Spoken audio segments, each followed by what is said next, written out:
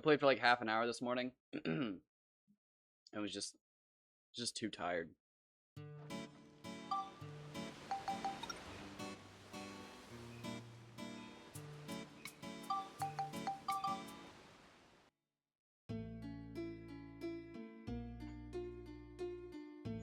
Went and laid down, did some shiny hunting, fell asleep doing that.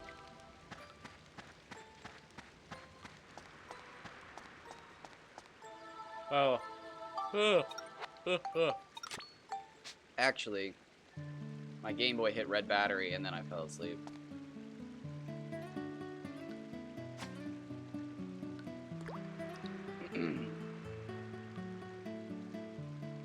I'm doing a repel trick. It's kind of weird. I'm doing a repel trick so that only one Pokemon spawns. So I have a 100% chance to encounter it, but it only has a 5% encounter rate. So it's brutal.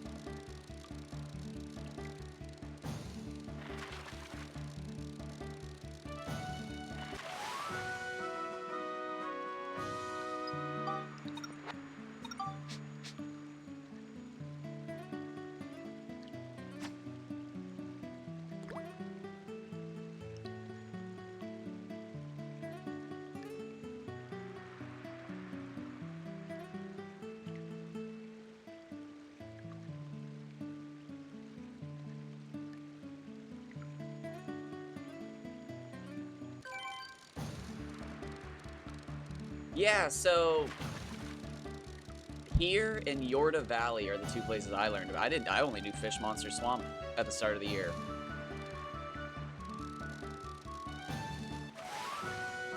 Oh, he's handsome. We'll add him to the list.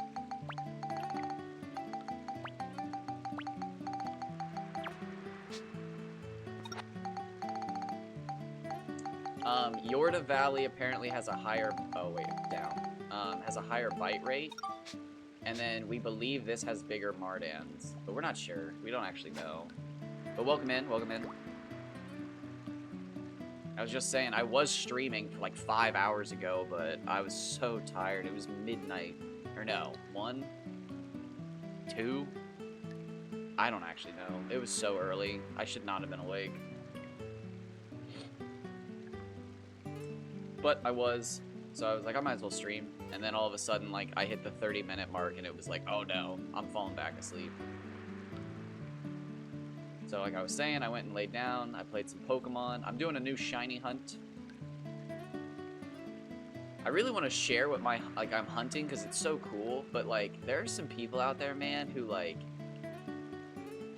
and not that I think they steal hunts. It's just that like they're so into shiny hunting. It's what they do that it's like, dang, like, I don't want to reveal my targets now because there's people out there who can get like a shiny in a day, and it's like, damn, I've been working on this project for 5 years. I'd like to be the one who finishes it because it's that cool.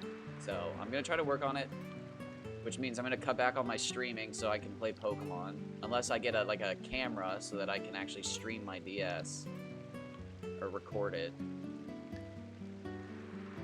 But that means when I'm not playing Pokemon, you guys are gonna have to look at me.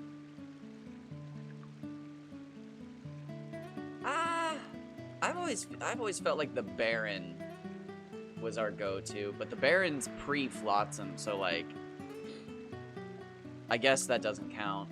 Although now that you say it, if there was a fish that wore the mask, like the clown mask, that would be sick.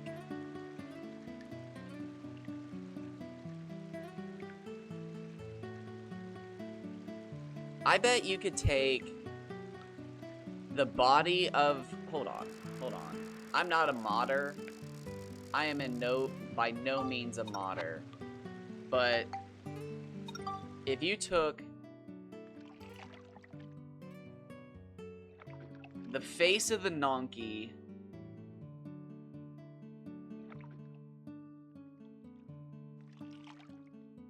probably the body of the Baku, and then who has the craziest tail? I actually don't know who has the craziest tail off the top of my head. It might be Kaji.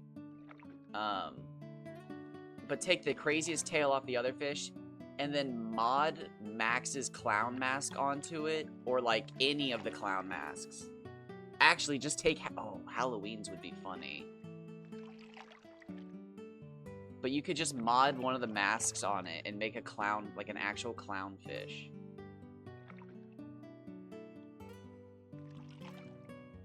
That is a good point. I've always just assumed the Baron was, but the Baron does predate this game, so like, it's not.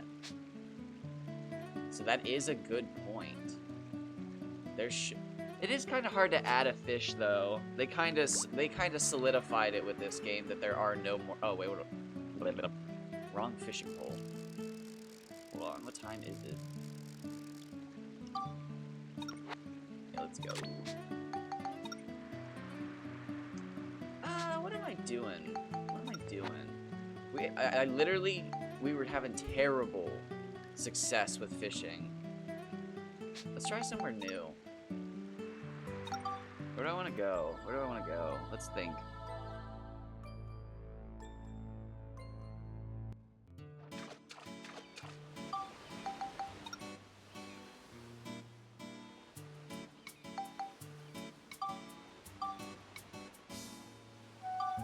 This is where all the cool kids farm.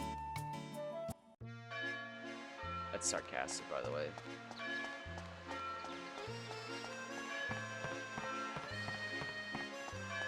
No, this is where everybody else fishes. This is where all the other records are caught, though. That's serious. I just don't like fishing here because you have to run up here. So, like, unless you're in Chapter 8, which actually, now that I take it back, no wonder they all fish up here. They just teleport right there. I didn't know until this year that this actually became like a teleport spot. Just because I don't play this far into the game. Everybody usually fishes over there, I think. I've even caught some monsters over here. Or over there by the lamppost, but my only record was caught right here.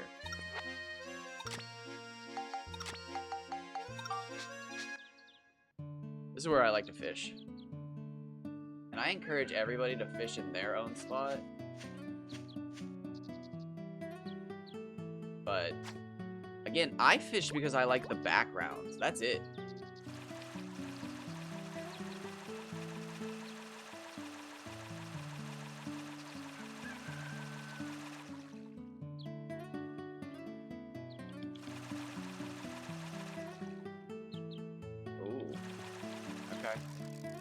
For some quick action. Oh, I moved. There we go. Look at that camera angle.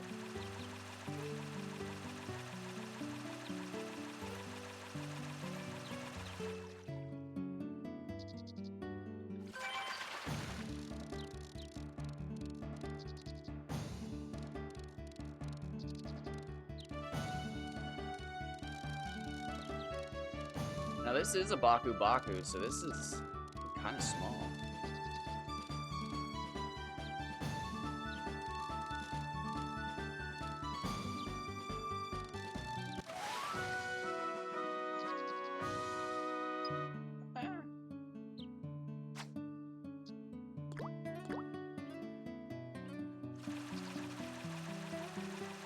I used to believe pretty heavily in a 3 fish rule.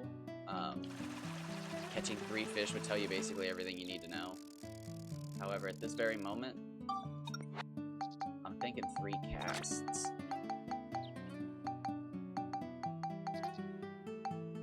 Who do I wanna... Let's try this. I'm a focus more on my favorite baits than every bait also. I don't know. I really want to prove some stuff, and there's like, there's some weird science I don't want to prove, like, can you actually catch the biggest fish on the bait rod? So like, I don't know, I don't like fishing with the bait rod, because I could be potentially catching bigger fish with the lure rod, but we don't know that, so I feel like I need to fish with the bait rod, which is just called the fishing rod, but that's kind of confusing, I think. That's tiny, wait. 17. Okay.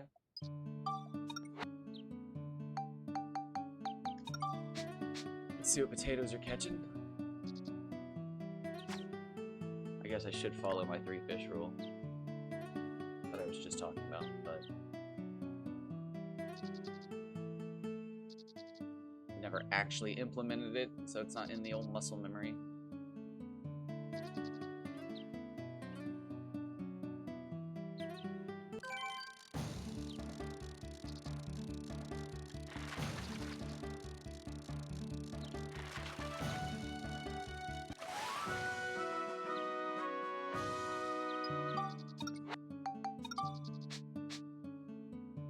I believe a lot of people use Mimi's here. I don't like it. I am a potato cake guy.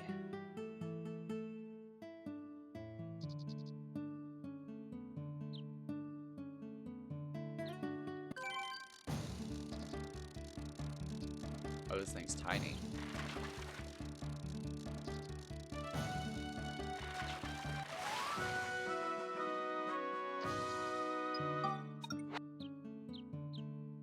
Interesting.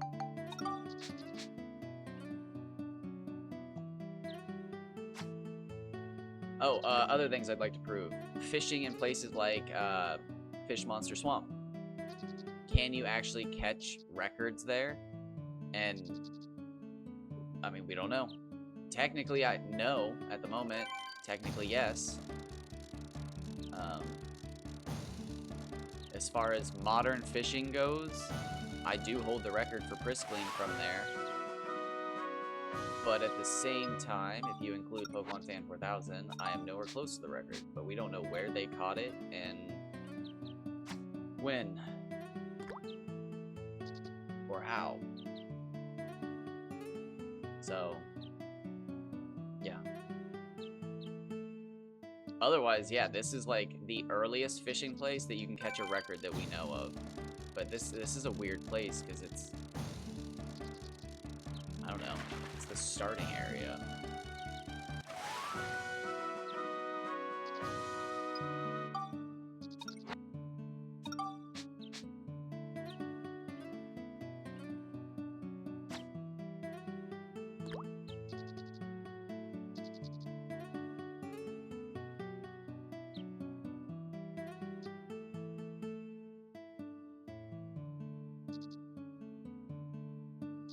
Maybe, now that I'm thinking about it,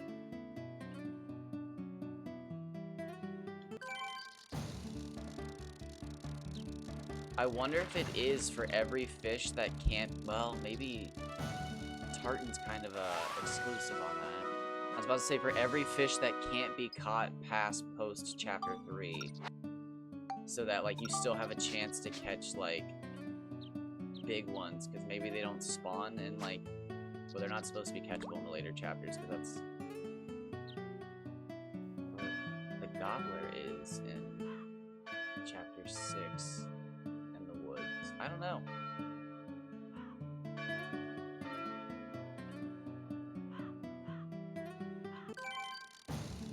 It's so confusing.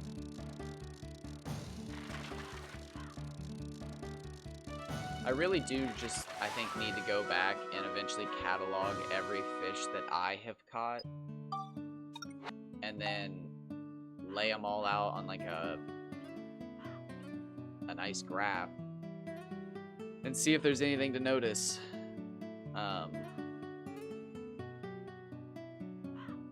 first and foremost, I think I'll actually get an idea of how rare the biggest fish are. And if it just turns out, like, because I've caught so many fish, if I actually, like, figured out all of the fish, like, size and weight and just, like, put them down on a graph, it'd probably be pretty obvious how rare the biggest fish are. I know you need big sample sizes, but, like, I know in my 12-hour streams, I catch like 600 fish, and I know I've done at least 4 of those just to level up rods, and I know I've done more just to catch fish. So, like, I've caught 2,000-3,000 fish easily.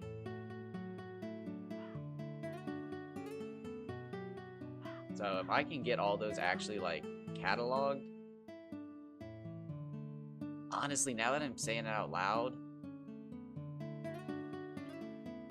they've got to be a 1 or less than 1% to catch a fish that's over, like, I mean, to catch a fish over 170 is less than 1%, obviously.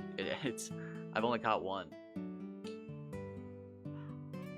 I don't think I've ever missed more than, like, 10 kaji as well. Truthfully, 5. In this whole time. I don't think I've missed 5 kaji. Maybe. Okay, it's about to be 6 o'clock. What fish do we want? What are we going for?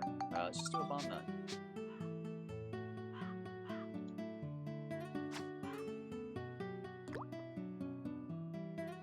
That is kind of crazy now that I say that out loud.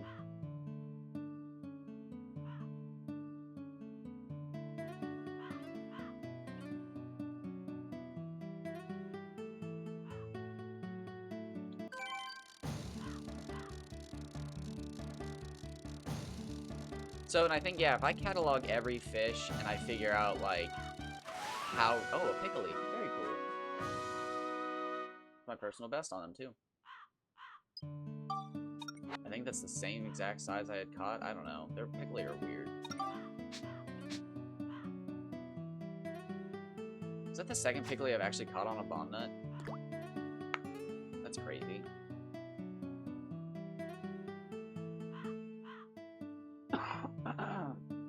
Excuse me. I really wish we could get this figured out, though. I'm gonna turn the game down just a little bit. I mean, obviously the code's in there. That's how games work. But, like, what does it say?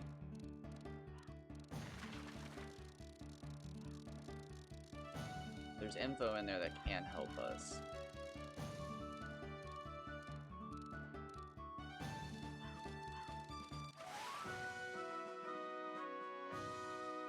That's actually pretty big.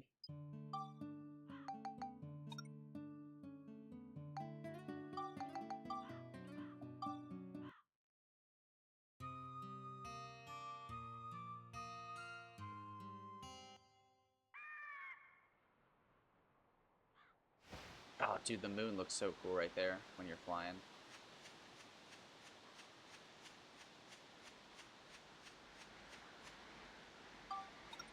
Can I fish from here?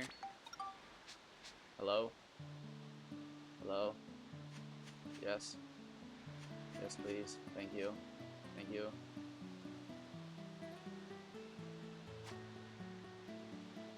Do I have the tree? Oh, the tree's my background. Oh, this is gonna be beautiful.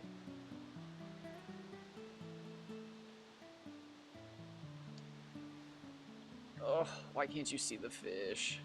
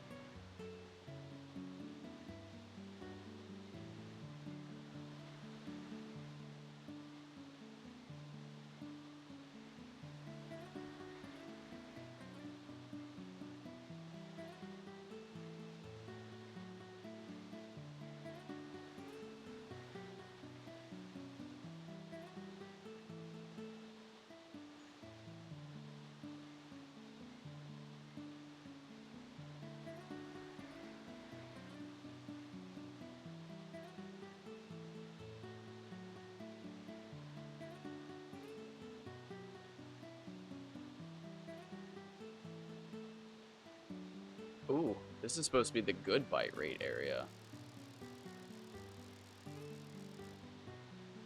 My fishing got weird. Why is it so bad all of a sudden? I have to sacrifice the good picture for a fish. Although, wait, can I get the condor in a picture? I didn't even think about that.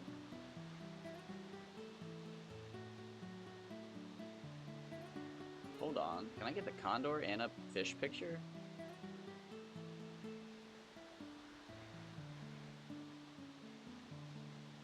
It's gonna take my picture at like this angle. We'll see. Okay, hold on.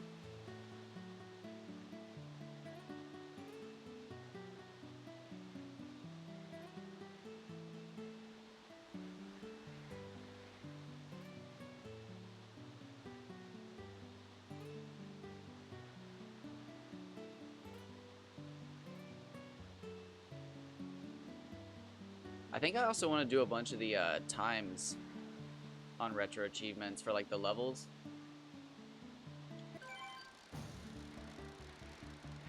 Because like the non-mimic levels are actually kind of fun to go as fast as possible on. The mimic ones suck.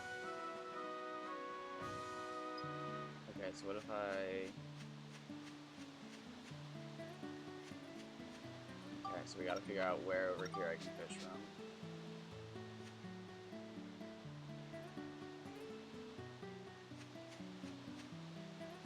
No, really? Ah.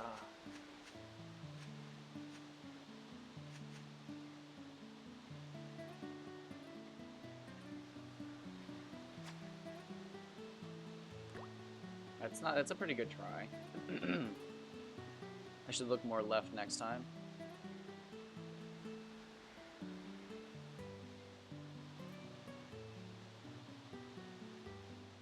Condor, show me where the big fish are.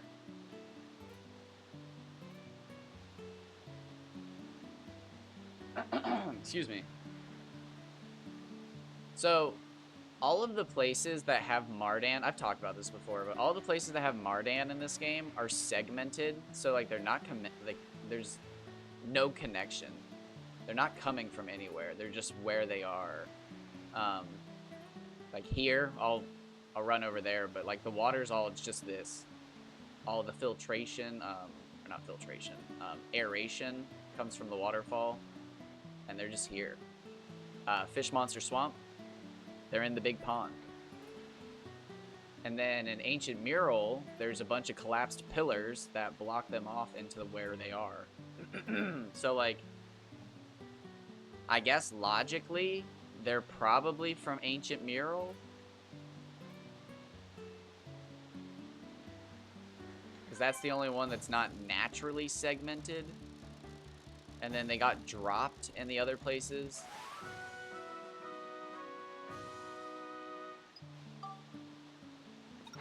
It's hard to say. Oh, really?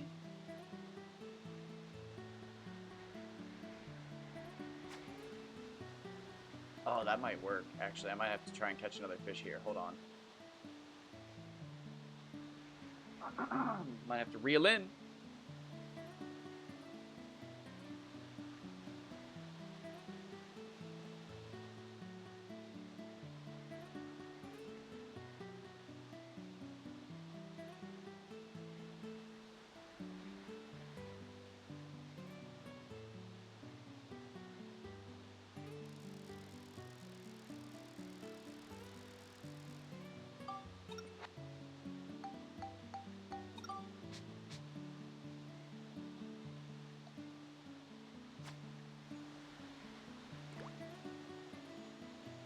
And wait, I was about to say, are there any... There's no predatory fish with the Mardans, but you can catch Baku Baku in Fish Monster Swamp.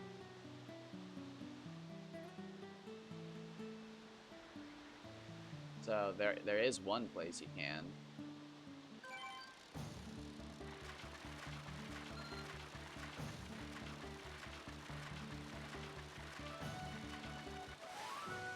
Oh, you can't see it. That's so sad. What a bummer. That would have been it, I think. or like maybe right here.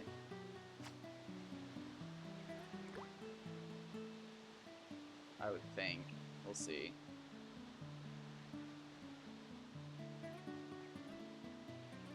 What other? That's a really good idea. Clownfish is an insane idea. What else could they add? I think I've said this before. Someone else might have said this, but unless somebody goes back through my videos, I'm gonna take credit for it because I do study animals to some degree. But a catfish, like this game is missing a catfish. The Nonkey is a carp. I'm almost certain of that.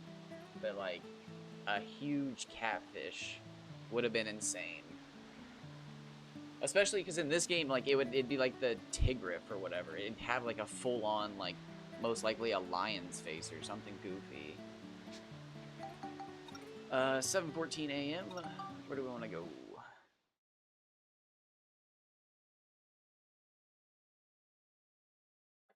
Let's do some Banicchio.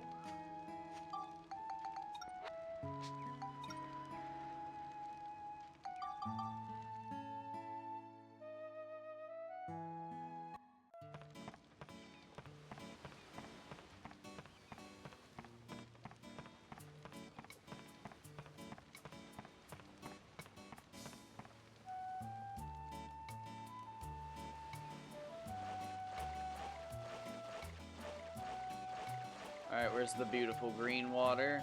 I don't know why, but I have faith in this green water.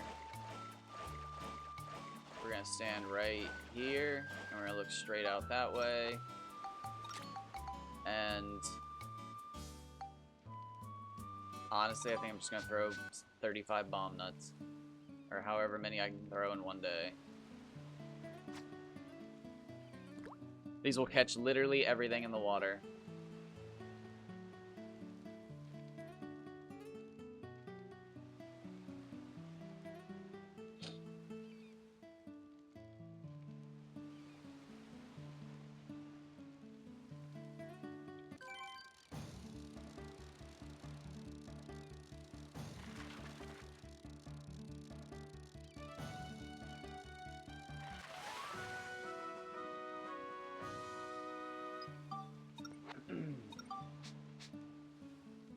You know, honestly, I'll just fucking design Dark Cloud 3 and then, like, email it to them.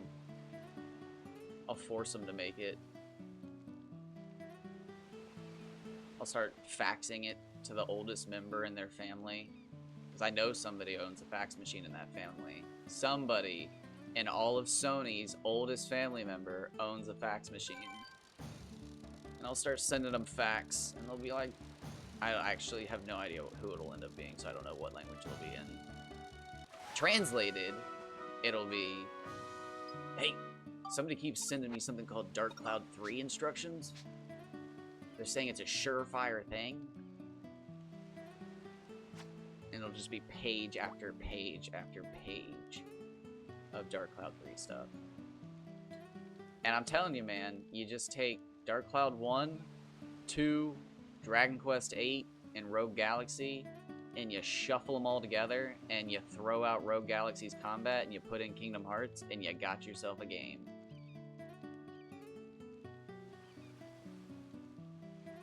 You give it old Dark Cloud 1's no restrictions on getting as overpowered as you want. You use Toadie from Rogue Galaxy. I'm not sure which game actually has the best build-up system. I think Dark Cloud 1 does, where you synthesize weapons you like into spheres, because then you get to keep your favorite weapon and also have another favorite weapon. And I like that.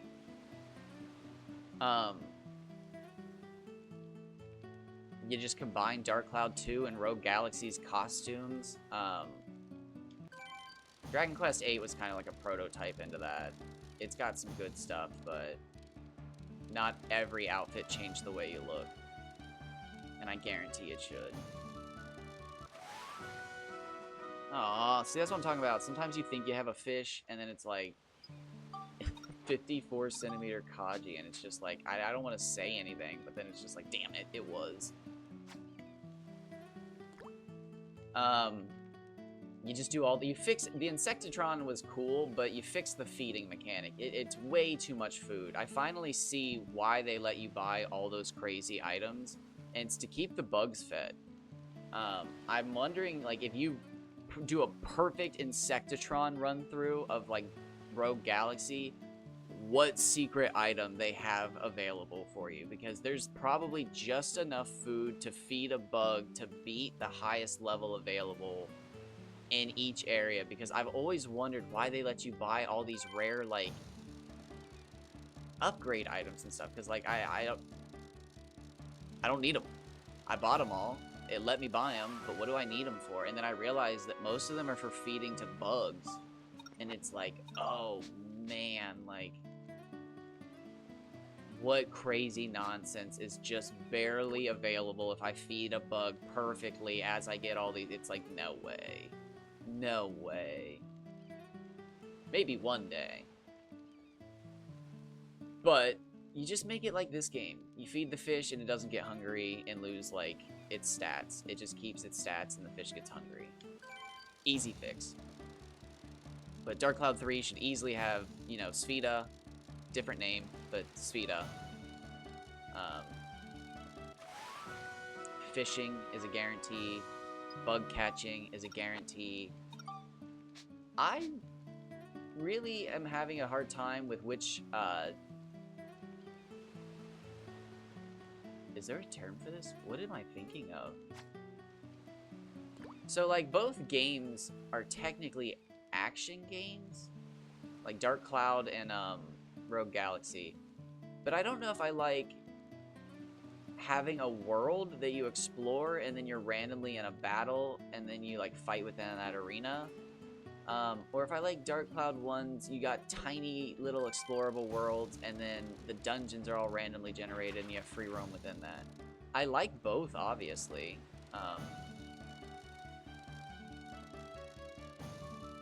I think I like Dark Cloud 2's more. Oh, handsome. I didn't want to say Kaji again. That's a good one. I like big bobos. I do. Well, that's not doing bad. Can I swap it up? Let's swap it up.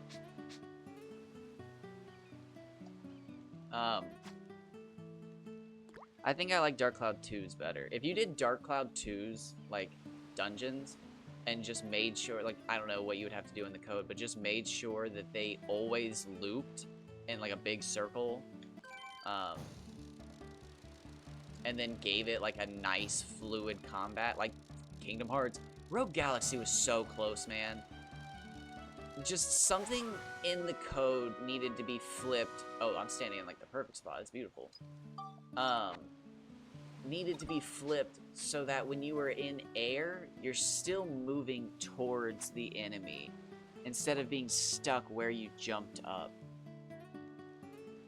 Because it was ridiculous that when you jumped and attacked that you stayed in the air, but like if you hit the enemy, they got pushed back. So like you weren't hitting them anymore. So if you hit them once with a jump attack, you had to fall back to the ground, or they had to come back to you fast enough for your second hit to make contact.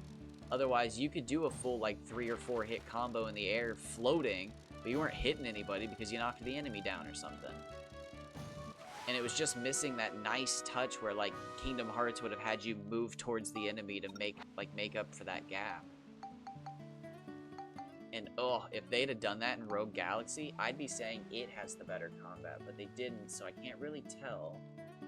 But I can say for sure that if you, because I've cheated, if you have a jump and can do aerial combat in Dark Cloud, it's insane. Or if you could. I can't do aerial combat, but I guess I could. I guess I could jump and do a charged attack, probably.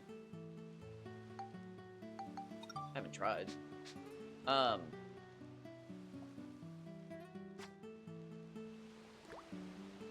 But yeah, you could just zoom through the levels. Especially if you got a dash. Ooh. A roll.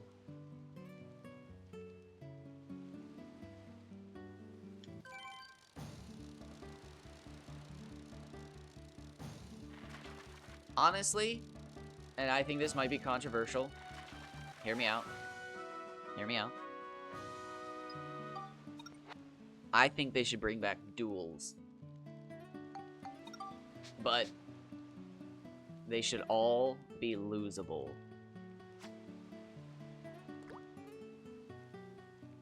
Take away... wait.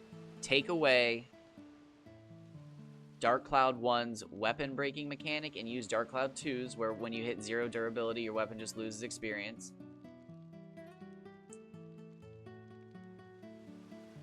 However, if you lose a duel, whatever weapons you had out break. And you can't get them back.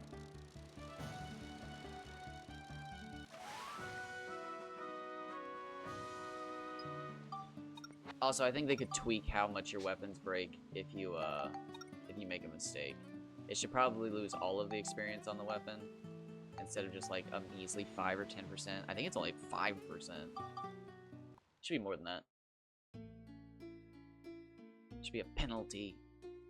Punished.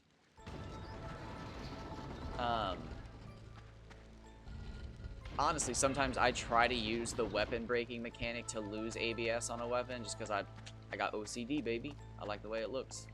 And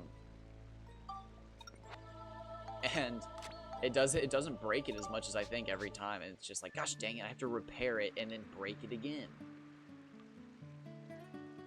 But I think when you lose a weapon permanently, it's too harsh. However, in a duel, I think there should be a punishment for losing the duel, but I don't think you should be forced to like finish a duel, because some of the duels are insane, man.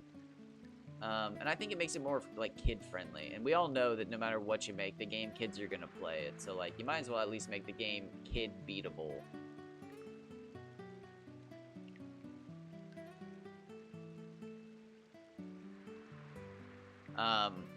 Rogue Galaxy nailed it. More characters is always better. 2 weapons per character. Absolutely. Absolutely. And the weirder. Weird, memorable characters. There's a drunk dog soldier from, like, the slums. Well, he's not from the slums. It's like it's a mining city. So, like, there's a term for that. It's definitely, there's like a saloon vibe and everything, like Western-esque, but not, it's like future-esque. What is future Western? There's cyberpunk. What is future Western? Like, that's a thing. What is that, though? Cowboys and aliens. No, I'm kidding.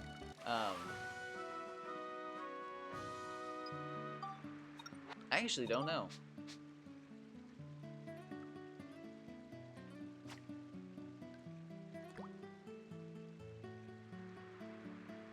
I'll say this out loud because I don't care if anybody steals it because I want it so bad.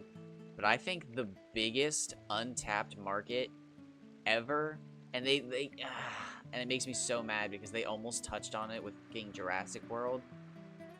Because I don't like them. I don't want to talk about it. Anyways, cowboys and dinosaurs, man.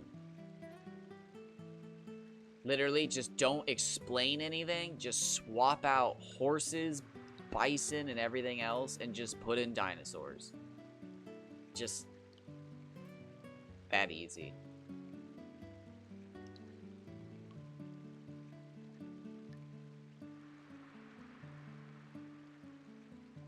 It's that easy. Swap. You could even just do gold. I was gonna say swap out whatever they're mining as some weird element, and you're good. But you could even do gold. Gold works. Gold always works. Might even make the story seem slightly more realistic. Actually, you know what? Here's how you even do world building.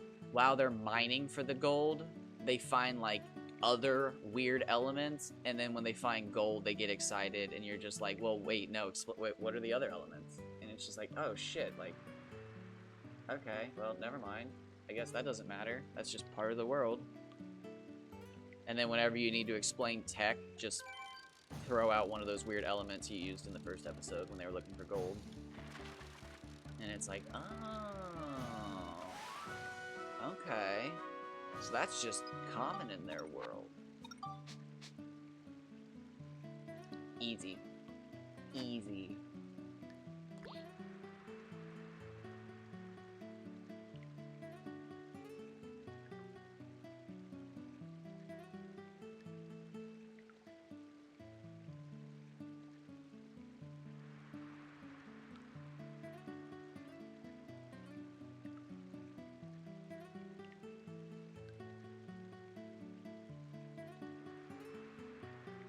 Although,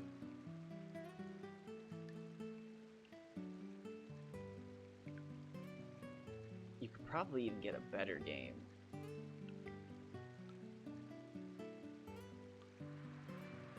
It's crazy that I don't even have this thought, but what was that game that just recently came out where people complained? Did you played as a native in South America fighting against the Spanish, I think? And people complained that you couldn't play as the Spanish, but now I'm thinking about it, if you played as, like, somebody who lived amongst the dinosaurs, it'd be even cooler. Although, I guess you don't have to make the cowboys not live amongst the dinosaurs. They don't have to be a foreign entity. It's your own world. Nice. That's true, too. Yeah, and then don't explain the tech that they use to reanimate the dinosaurs. It's just like they have that, and it's like, okay, well, alright, that's just part of the world. That's the new hot lore, world building right now. Just throw some stuff out there and then don't explain it. Let the fans run wild with it.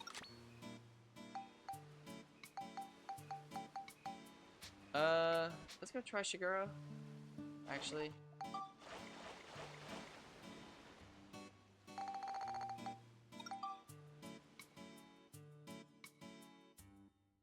I'm waiting for, from what I understand and I have heard on the internet, and people don't lie on the internet, at some point when the next RPG Maker comes out, the latest or the second latest version, so the third, I guess, goes on sale or goes, like, out for free, basically. Oh, wait, shit, whoops. So, I'm kinda holding out that one day I can pick that up for, like, next to nothing. It went on sale for like 30 bucks one time, but like, I'm stingy. I probably should have gotten it, but I'm stingy. But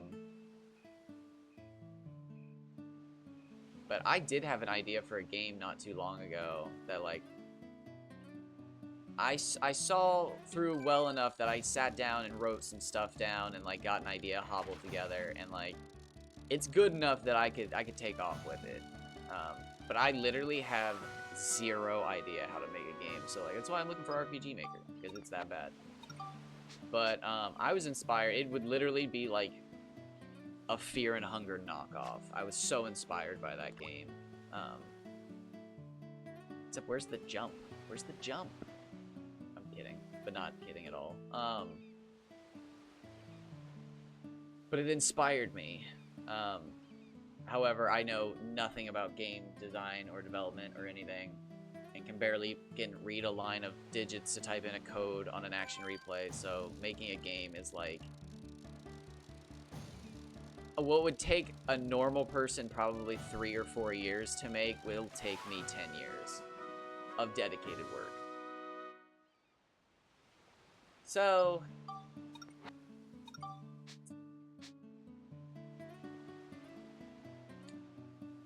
I can agree with you, but I think those would honestly be the same people who say Genshin Impact is just a Legend of Zelda clone.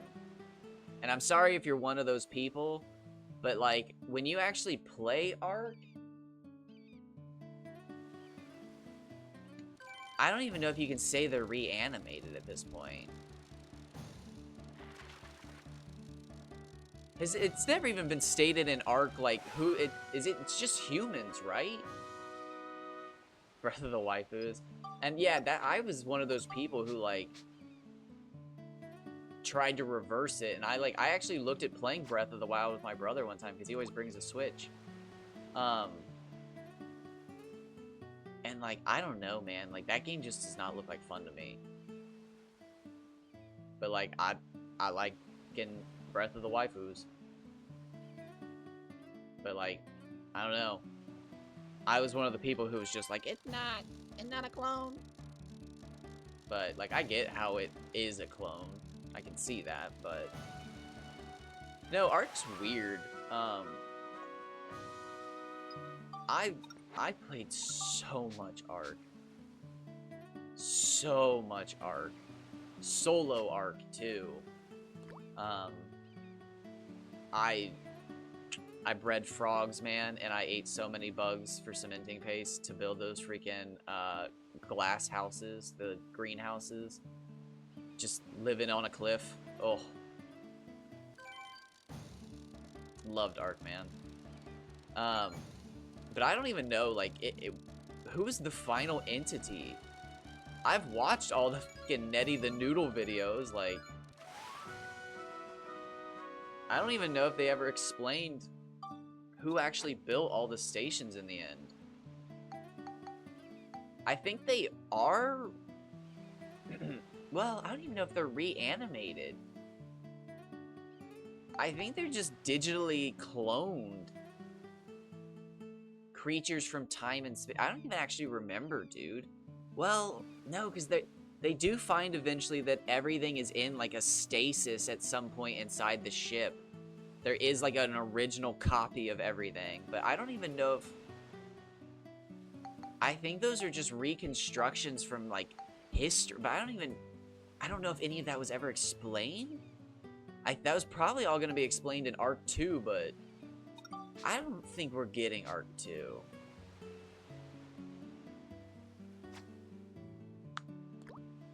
I probably shouldn't use Petite Fish. I really should stick to Evie.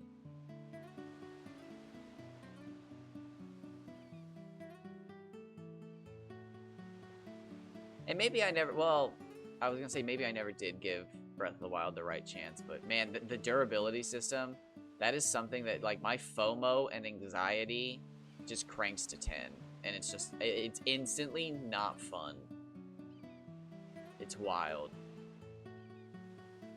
It's crazy that I even, like, it's the fact that I grew up with these games that I even give them a pass, because there's so much FOMO and, like, there's so many ways to make a mistake in these games. Alright, this is definitely a Kaji. Or, I guess it could be a decent Hama Hama. Potentially a world record bond. It could be the world record bond. It's the 105, baby. No.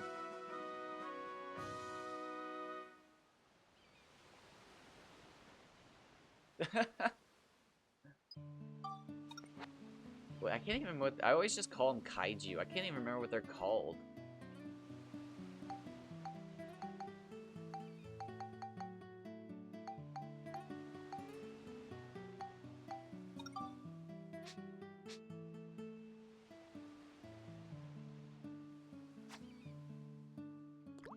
Gotta get that polymer.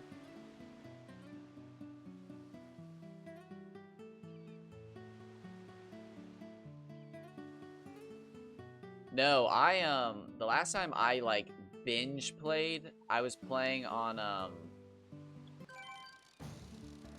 I played a little bit of the Crystal Isles, like, a week, maybe 2 weeks, but, like, the way I played, so I played, like, literally back to back, 12-hour stream. I was a monster. But I was on a server with some people, and it was really depressing because, like, we got a server together. I felt terrible because I didn't do any of the work getting the server together. But for, like, 2 weeks, I was the only person who played on the server, and then just one day I realized, like, this is weird. It's like, I don't like this. Like, this is awkward as shit. And then that ended up falling out because, again, just... I was the only person playing on this fucking whole server. It was wild. But I did a massive solo playthrough of Valguero, and I can't remember which Easter it was. It's probably trackable by like the color patterns. I could probably do that. But there was one Easter event where I like bred and hatched and bred and hatched and like captured and then recaptured and then bred and hatched and recaptured, just systematically getting weird with it. And I had a Deinonychus of all primary colors and then a pure black and a pure white one. It was crazy. And they all had names from Jurassic Park. Tim and Dr. Wu were my main two. Tim?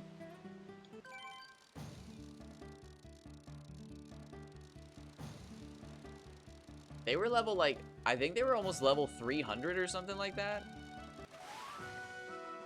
I'd worked really hard on breeding them up, and then I learned that people on, like, PC were just naturally fighting against level 400s and stuff. And I was like, oh, like, wow, we're playing two different games, I guess. And then one day, while I was trying to, like, finally dip my toes into, like, getting some wyvern eggs and whatnot, and I was like, okay, I've got a base that's, like, 3 stories tall down a waterfall. It's completely made out of metal and greenhouse. Like, I've got everything. I am ready for wyvern eggs. Like, let's go, baby. I went to go check out the wyvern trench, and I did the lunging jump with the Deinonychus, and we flew for like 70, 80 feet, something crazy. Just, it felt like forever, man. And he latched onto one of the walls in the lava river, and we pretty much died almost instantly. I just remember thinking, like, wow, what wall did I just latch onto? And then he flew, we just flew straight into the lava. And it was just like, no, no, no. And then, like, I tried to jump off of him because it was bad. And, like, I survived for a second, and then I remember quitting the game and just being so mad and disappointed in myself because it was just like, why did I not jump off of him sooner? Like, I knew something was wrong. And then I loaded into the game like a few days later, and we were like literally right above the lava. Like, we hadn't fallen in yet, and there was just this moment of like, I can save this. And I did end up saving it, but like, the damage was done. Like, when I went back to my base, I just realized that like they were all fragile, they could all die at any moment, and all my work was just like, it was sitting up in my base, living in a castle, safe from the world around it. And if I took it out, it could die at any moment. And it was just like, oh no. Like, I'm afraid to play the game now.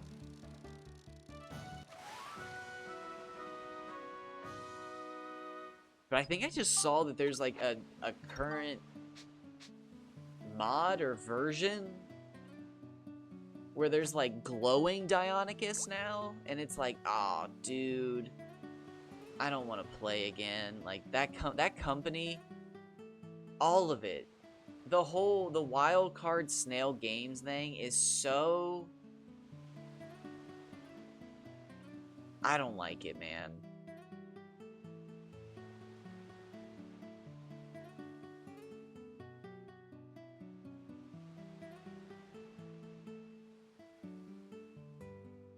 Like, Arc 2, I don't know, man. There's just something about the whole... There's something about the whole gaming industry that, like, makes me feel so incredibly suspicious of it all.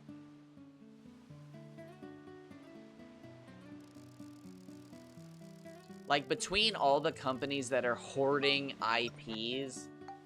Like, there's some sort of giant war coming where, like, whoever has the most IPs is gonna win this great movie influx of the 2030s where everybody's locked inside because the sun's too hot, and whoever owns the most IPs is gonna win. I don't know, man. I don't. And then there's, like...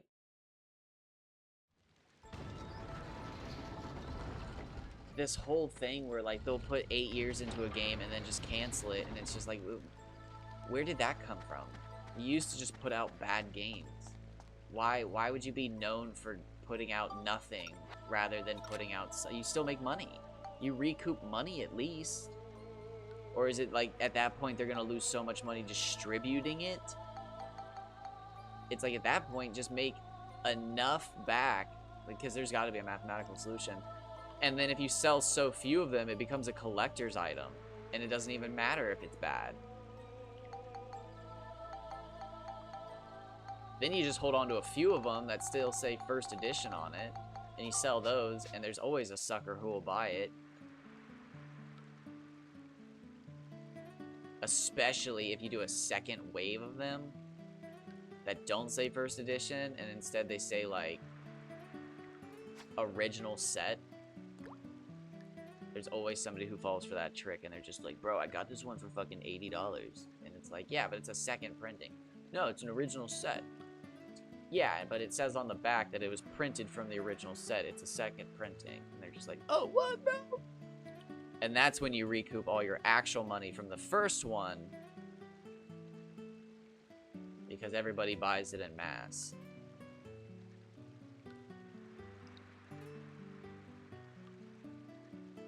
There are so many half-finished games that could be released, or could have been released, and would be weird cult classics, I bet. The amount of unfinished Star Wars games is just weird.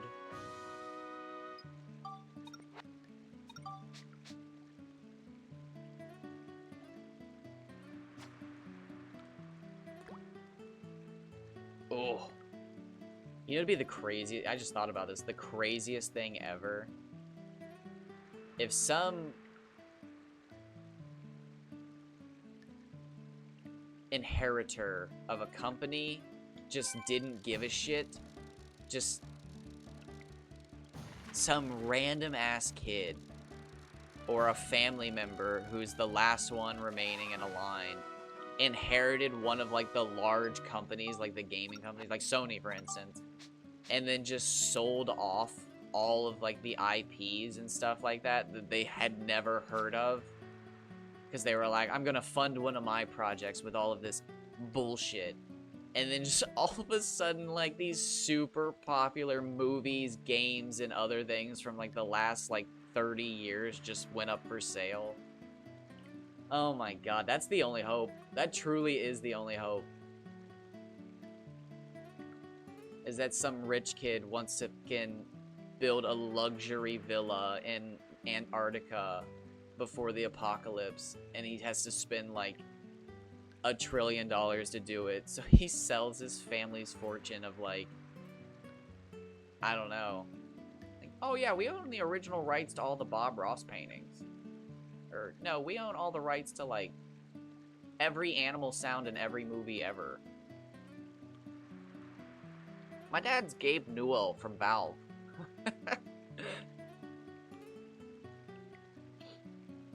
Here's the source code to... Oh my god. There's so many, like, things like that that are just getting passed from family member to family member and could just one day appear on the market. The question is, would we ever, the normal people, get to see said item on the market, or would it just get sold to another high-end collector that they know?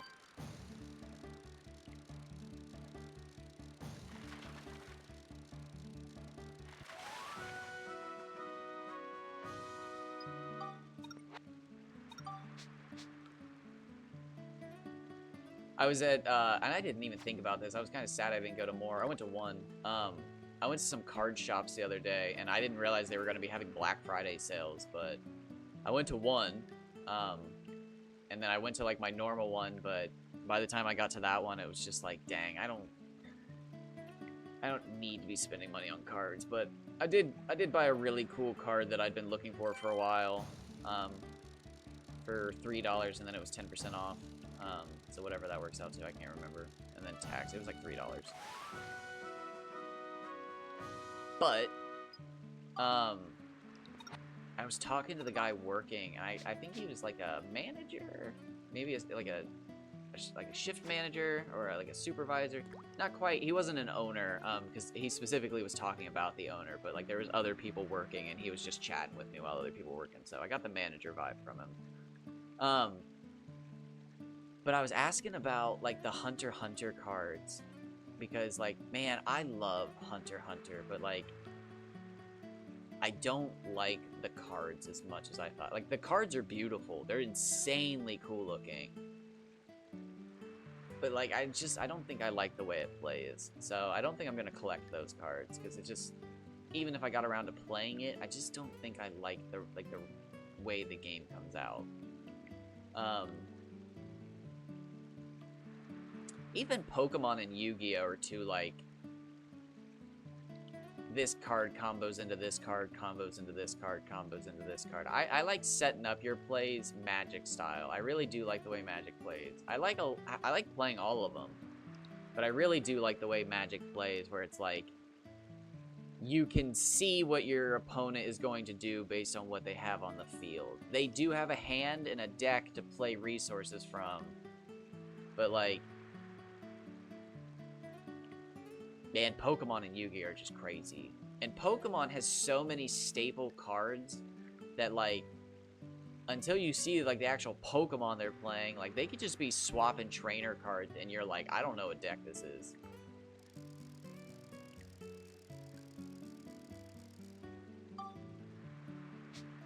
But I think I'm officially obsessed. With, collecting the Jurassic Park cards from Caverns of Ixalan. I have 10 of 18 of them. And I'm missing, like, the rarest ones, and it really sucks. It bothers the shit out of me. Because they're, like, the good ones, too. And they're also really expensive. So it's like, dang, I'm not paying $20 for a single card. Like, get out of here. I would literally rather not have the card and just open up packs and just be like, dang. Because, like, I don't know, paying $20 for a single card just makes me so afraid that one day I'm going to look online and the card's going to be $3 and it's like, oh, well, I could have just bought the packs and then the card now.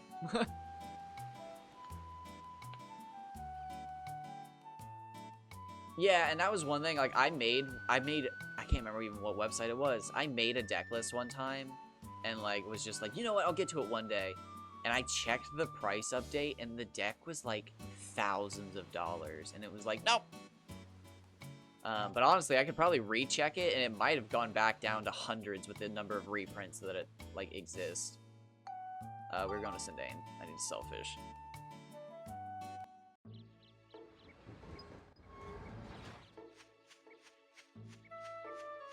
No, and I was kind of depressed to, have you seen the Jurassic Park Secret Lair set?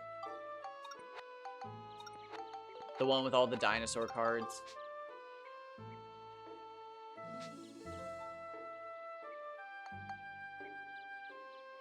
Oh, yeah, probably, and that's why, like, I'm trying to get into these Jurassic Park cards as much as I can.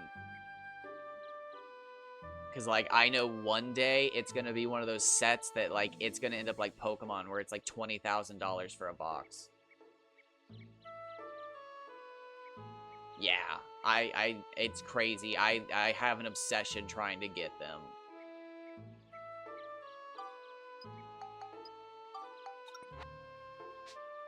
I'll go to Fabio and sell.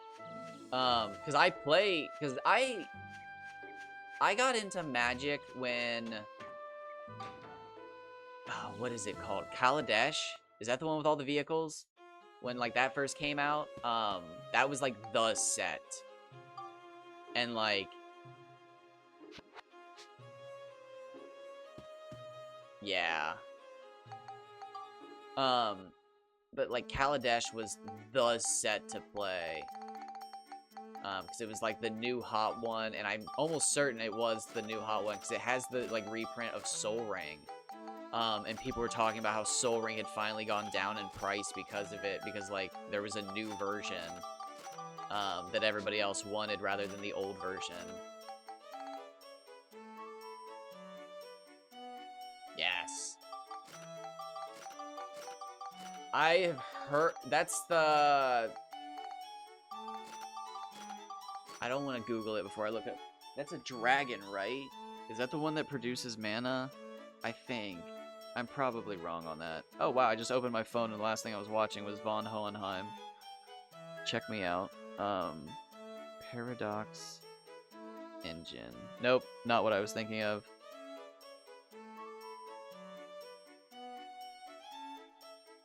Oh Lord.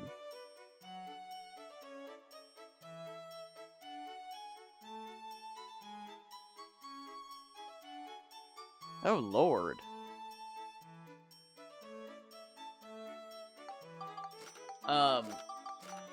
No, this is the funniest thing. I only remember that set came out because other people around us were playing it. But what we had done was just spent, and this is crazy to even think back on, $90 on buying one of the big boxes. We got like,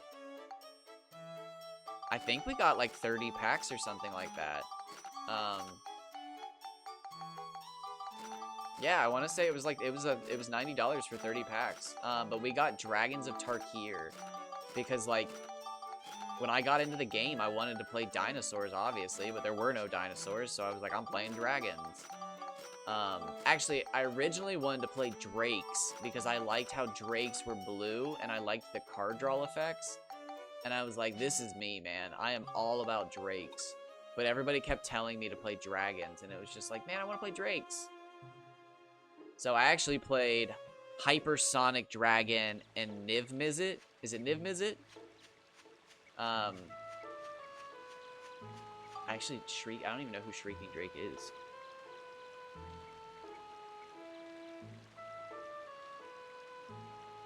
Shrieking Drake MTG.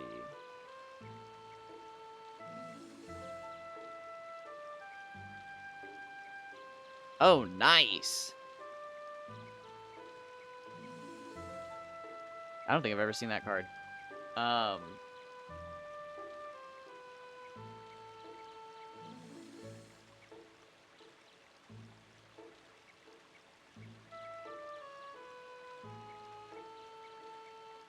Yeah, I don't think I've ever seen that card.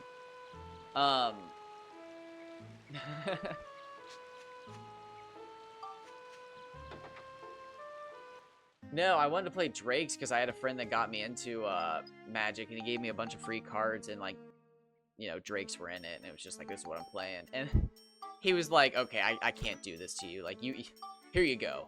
And he gave me some dragons, but I was just like, okay, well, I still want to play blue, so I got into Hypersonic Dragon and Niv-Mizzet.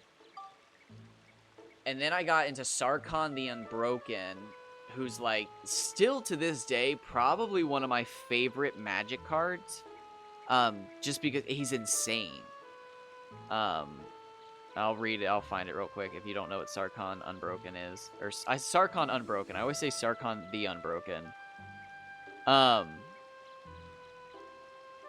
he has +1. Draw a card, then add 1 mana of any color to your mana pool. -2. Put a 4/4 red dragon creature token with flying onto the battlefield. And then a -8. Search your library for any number of dragon creatures and then put them onto the battlefield, then shuffle. And he's a 2 colorless forest island mountain with 4 health. So like, he's just insane, man.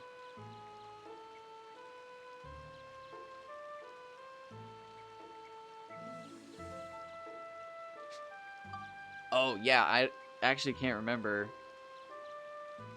There's probably I can't remember if the way it works, but there's probably a combo with him and this one merfolk I wanted to use that like summons drakes. Or I can't remember if you have to cast a spell to get the drakes or if he summons the drakes, but they could probably combo together to make a bunch of drakes.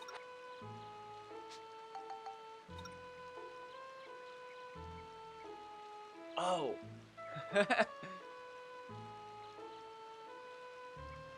Oh, what's the name of it? What's the point of a token doubler?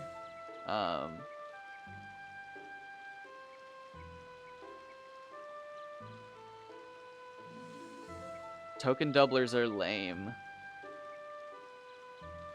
In the last box I opened, I got Ojer Tak Deepest Foundation. 4 colorless, 2 planes, legendary creature god, vigilance.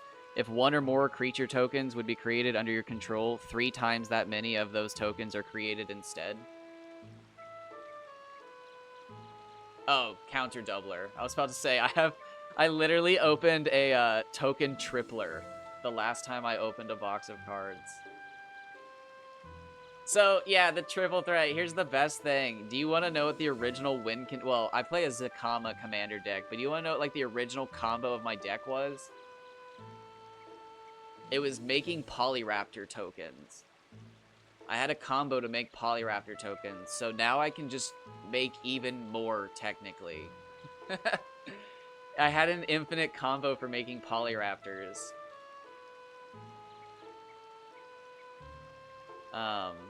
I can't remember what the Forerunner of the Empire or something like that.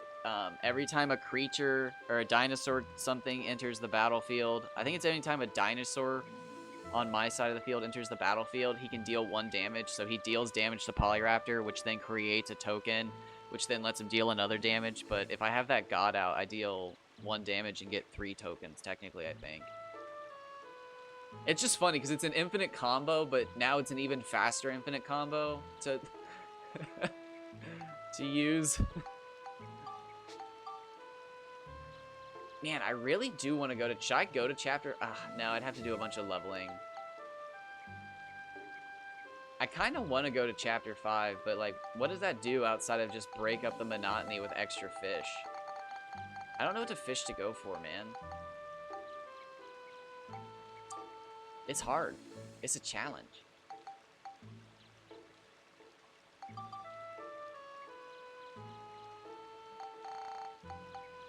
I have proven that standing in one place for 12 hours a day does not get you record fish.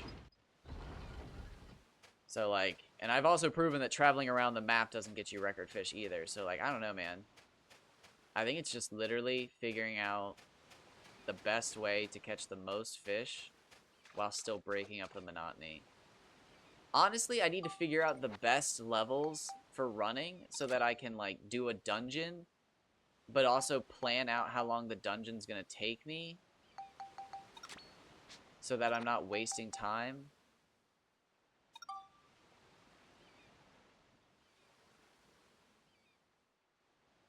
Wait. If that ping is to any target that... I actually don't remember. That's even a good point. I never even thought about the combo that. I have no idea. MTG... Is it Forerunner of the Empire? Yeah, that's his name.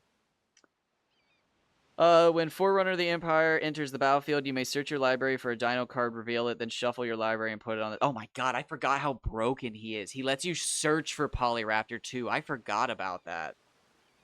Whenever... He's... forgot about how good he is. Whenever a dinosaur enters the battlefield under your control, you may have Forerunner of Empire deal 1 damage to each creature. Oh yeah, dude, I forgot how good he is. He's so broken. And he's 69 cents. That's crazy, dude. He's so good.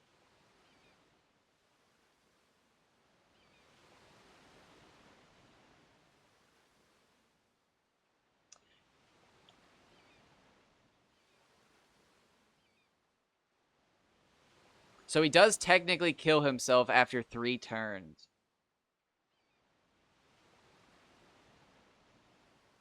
Technically.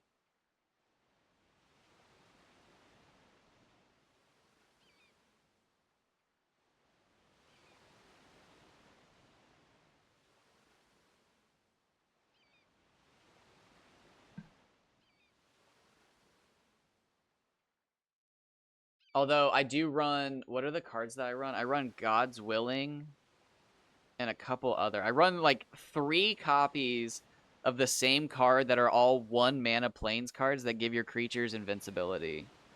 Is it? I think it's God's Willing. It's beautiful. I love the card. Yeah, God's Willing. Instant. One, it's just literally a plains. Target creature you control gains protection from the color of your choice until end of turn. Scry 1. And then there's another one that came from Rivals of Ixalan. But yeah, I forgot I actually have a couple, like, white cards that give creatures invincibility. Because the whole dinosaur mechanic originally was around in Rage. So, like, I had ways to give invincibility.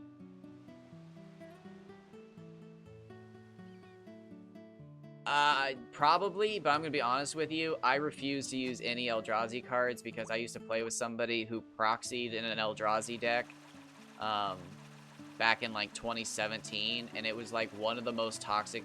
If I ever am told to fucking exile the top 20 cards of my deck again, I literally will just like it's over. I'm not fucking doing it. I will destroy your card and I will destroy you. It's not fun. If you think it's fun, you're a sick person and you're outing yourself. Stop. You're not playing a fun deck. I'm just sorry. It's literally a trigger. I'm already mad. No. It makes me so mad to even think about Eldrazi's. Yeah, no, it's just literally that word, man. Literally just makes me so fucking... I tap 4 for Thought-Knot Seer. Can I see your hand? Or do they see your hand? I can't... You just discard a card? I can't even remember. I just remember always being told, like, dude, when you kill it, you get to draw a card. Like, it's fair. And it's like, just stop. Just... Do you end your turn? Sure. Okay, well, I play a mountain. I tap 2, and I play a Gruul Signet. Your turn. Okay, well, I tap 8 for... It's just like, okay, I scoop. I'm done. I'm done. I'm done. I don't care. It's just a World Reacher and a fucking... And it's like, I'm done.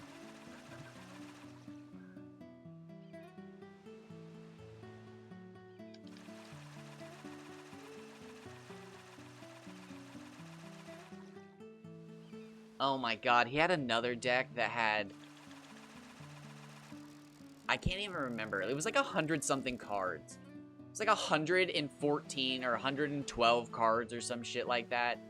But it had Swords to Plowshare, Pacifism, freaking Oblivion Ring. It wasn't a commander deck. It was just a regular, like, multiple copy deck. But it was just designed so that you could not play creatures. And if you tried to attack, you had to attack through these prison cards. And it was miserable, man. This guy's gonna be handsome. That was a 3/4 fish. This is a handsome fish. Hold on. Oh god. Then I later learned that like the prison archetype is an actual thing. And it was just like, I swear to god, if I ever find out that deck was like a tournament-winning deck that he just tripled all of the versions of Pacifism in, it's over. I'm destroying cards, man. I said I'd never destroy another card after I glued some together for like a collage when I was younger, and I regretted it, but... Oh. Is that what it's called, dude? Oh, so... There's a version of Marauding Raptors that I'm trying to get, and I think it's super expensive, and I think it's from... So I was going to talk about this earlier. The Secret Lair Jurassic Park version is, like, I guess one of the worst ones that came out, because the artists who made the cards didn't match the dinosaurs to the cards. So, like, the Spinosaurus card is actually Regisaur Alpha, and then Atali the Primal Storm. Wow, he is huge. He's heavy, but he's super short. That's depressing. We'll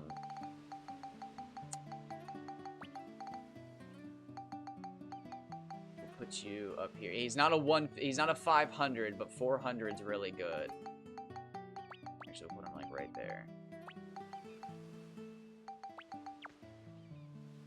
Welcome in.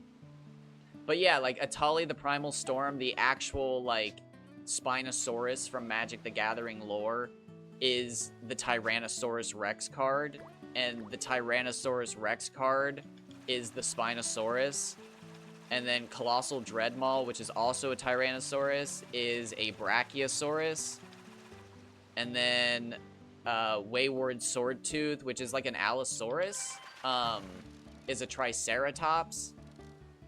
And then the only one that makes sense is the Velociraptor is, I think, Rampaging Ferocidon. And it looks pretty freaking cool.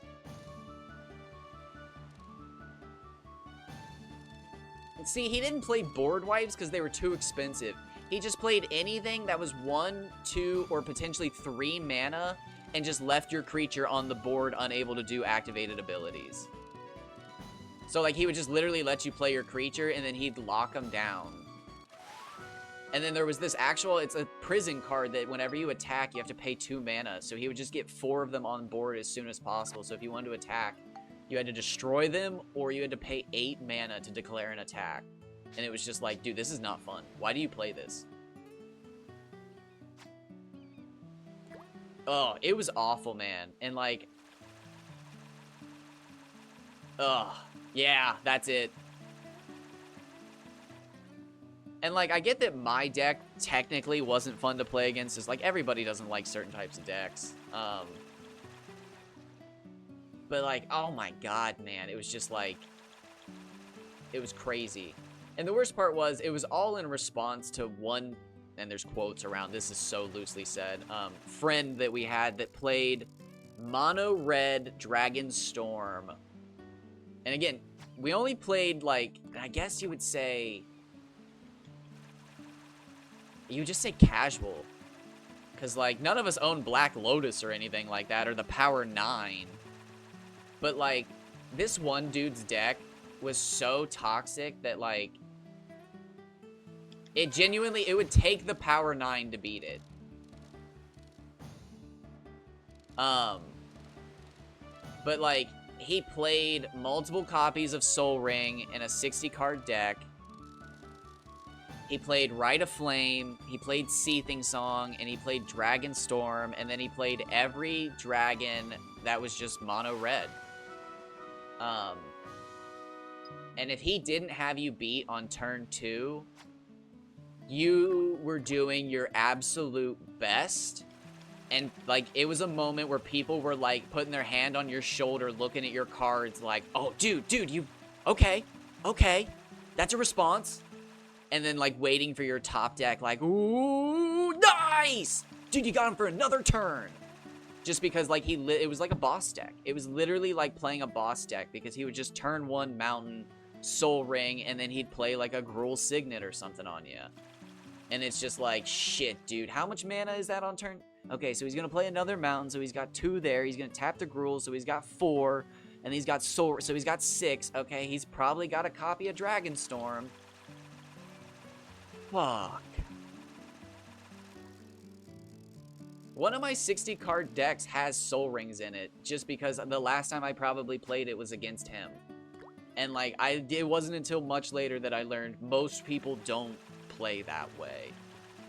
Playing Sol Ring in a 60-card deck is, like, vile.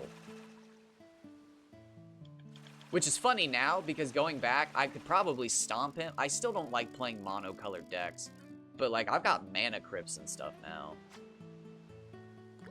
I could do some wild things on turn 1.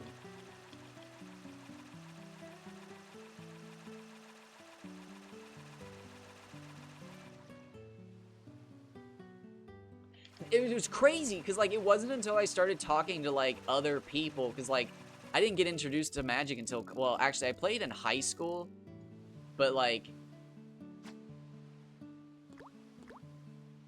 I only played, like, a few times in gym class, and I'm gonna be honest with you, and I'm not even ashamed of this now that I say it out loud, we opted for Uno. Uno was just a better game to play. It was a better game to play. And looking back at it, it was because nobody was ever going to lose a card that they were going to be upset about. But I actually got into it in college. But, like, no, dude, it wasn't until, like, in, like, the last few years that, like, I went to a couple card shops and tried to play casually. That, like, I talked to people and learned about the whole, like, oh, what tier of deck do you have? What would you rank your deck? What level of deck? What number your deck? What, like... And it's like, oh, dude, I don't know, like... And then, like, again, I learned about, like, how much prices have changed because I described my decks to people. And all of a sudden, it's just like, oh, shit, I'm playing with, like, a goddamn, like, gross deck.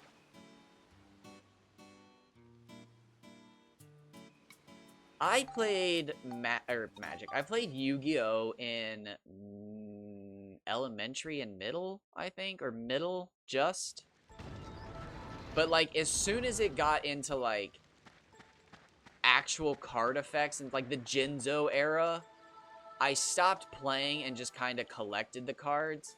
Actually, I shouldn't even say that. I made it past Jinzo, certainly.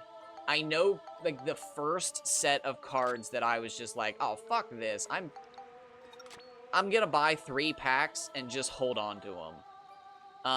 And I did, and I ended up opening them like a fucking loser, even though that, like, they were probably the best packs to hold on to. Maybe not. But it was the movie packs that came with the pyramids and the sphinxes and the rare metal dragon and everything. Yeah, I dropped so far before that. But as soon as all that stuff came out, I was just like, screw this, man. Like, I have to go to the movie to get multiple copies of a card to go with the packs of cards. It's like, I'm done. And that's when I dropped Yu-Gi-Oh!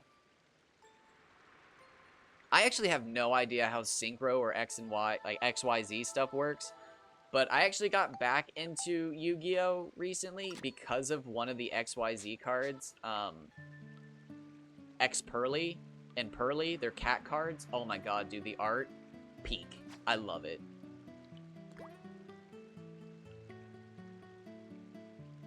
And hilariously, I opened like 15 packs, maybe. I got one, and I didn't know the set was like already like done. Like, yeah, I was literally scrapping for packs, but I opened a pack for $3 from Walmart, and I got one of the Pearly cards, and that's how I found out about them. And then my local game store actually had like 10, 15 packs left, and I bought them out, and I actually got almost every hit from the packs. So I almost have the entire Pearly and X Pearly like card set. It's so cool. It was one of the coolest card things that like I've ever done. The last pack I bought had the $50 like ultra rare card from the set in it.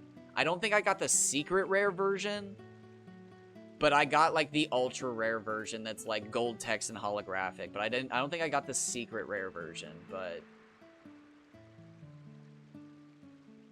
it was like one of the coolest card experiences I think I'll ever have and I've ever had. It was so cool. I just remember I'd go there and like buy them, and I'd just be like panicked because I'd be like, has anybody bought any? And the dude would just chuckle and be like, no, like, I think you're good. And he'd like reach up in the box and like grab a couple more.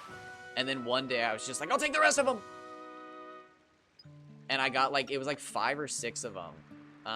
And I remember going home and opening them and just being like, oh, dude, why did I do that? Like, nobody was gonna buy them, and I didn't have to buy them all at once, and like, whatever. And then I remember opening the last pack and just seeing the black XYZ card, and then as it like, I slowly got to that card as I opened through them, I saw the purple cat, and I just remember like freaking out, like, I did it!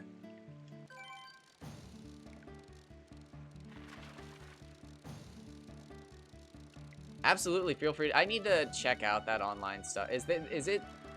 I'll need to check it out. I do really enjoy playing Magic, but like, I don't know. I've also seen like a lot of stuff on Reddit about how bad playing Magic can be, because like if you get to a certain like, and I don't know if this is the version you play, but like certain tiers, you just see like a certain like toxicity of deck where it's just like, oh god, like what's happening?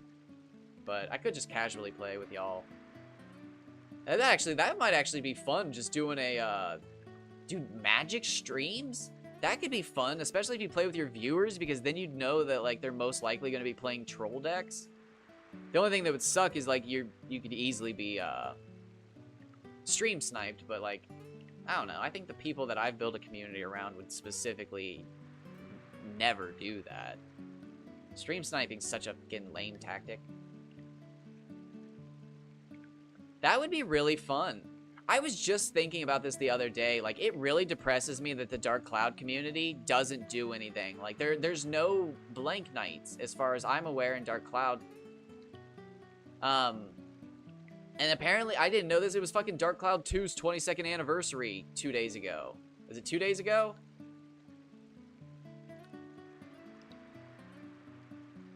But like, honestly, I was just talking to somebody the other night. I'm gonna start doing fish racing. I'm gonna hop on the emulator and spawn in fish for viewers, and I need more viewers to like really get this going. I mean, I'll happily do it with anybody who's watching, but like I think it'd be fun to spawn in people's fish and like find out a way to like, you know, reward the viewers who win the races. I probably have to have affiliate to do something like that, or like really know how to work the fucking widget system, and I don't know how to. I still don't know how to get my fucking follower widgets to work. It literally stresses me out every time I do it, because I'll click the test widget button and then it works, and then when I pop up on stream, it never fucking works. So like, I don't know what I'm doing wrong. I haven't messed with it in so long. But that would actually be so much fun to like find ways to like do races and stuff.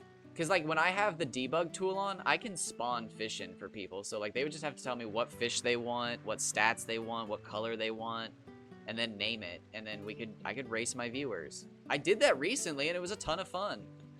But like just doing it with one person's one thing. But like it'd be a ton of fun like if the whole community got together and did it. It'd be fun if the whole community got together and it was like, hey, this week is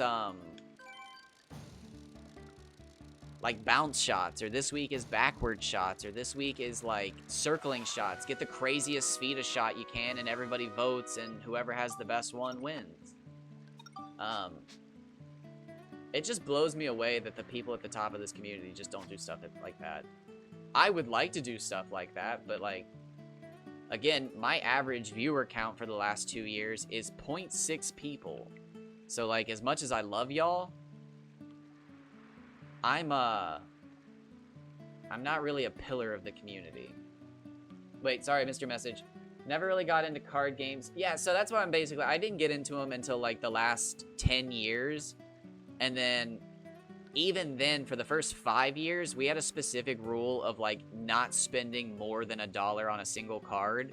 And if you were going to spend more than $1 on a certain card, everybody in the house basically had to be like, okay, yeah, that's a good card. Like, we've never seen that at the stores before. You should get that. But, I always collected them. It literally was just, and it's still to this day, ooh, shiny, pretty card. Yeah, still to this day, I still more than not collect them because I like the way they look than play them. So, like, I totally understand that side of the... It's still more the side of the field that I'm on. But that actually is a great idea, is doing a Commander Night. Feel free to steal that, Monty. I would happily show up to your streams to do a Commander Night. That'd be a lot of fun.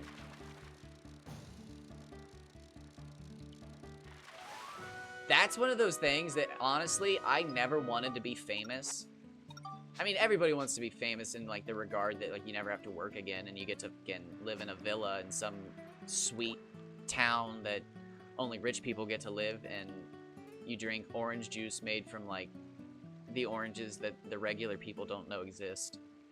But, like, I never actually cared about any of that, like, my name holding recognition or weight, until I learned about celebrities playing Magic together, and it was like, dog, I want to play some celebrity Magic.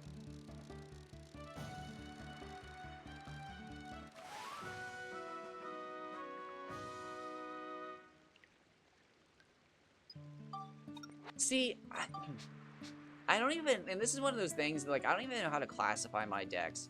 Because I just specifically pick a card that I like, and then I just try to make it work. So, like, sometimes they turn out insane, and then sometimes they're so broken that people ask me what my win condition is, and it's just like this. And then they stare at me like, oh, dude, that doesn't win.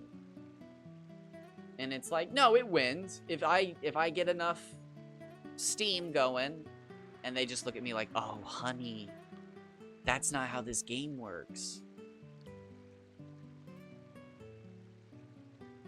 Although I do have one deck that's like so hilariously bad looking from the outside that, like, it's funny. Like, it is hilariously bad. but every so often it can win on like turn 3, and it's just like, it's not funny anymore. Did you say black, green, white counterspell? That's wild. Okay, that took a second to process.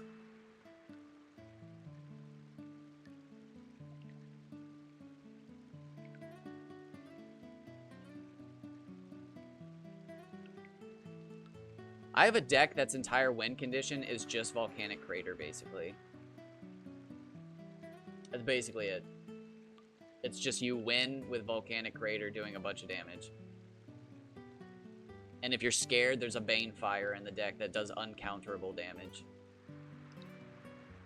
But it's the whole... And actually, honestly, I think there's a Fireball in there, too. Like a single copy of Fireball and Banefire, but 4 copies of Volcanic Crater because it gives you a +2 damage if you have Ferocious. And the backup to like really get some damage in is Savage Ventmaul. Pretty much the win condition truly is you play Savage Ventmaul, and then the mana that you use to play Savage Ventmaul plus Savage Ventmaul attacking should give you 12, and then Volcanic Crater will do 14. So hopefully you've done the rest of the damage before then and you just win. It's a goofy deck, but there's like it's oh wow, it's 1 p.m. What am I doing here? It's such a goofy deck though.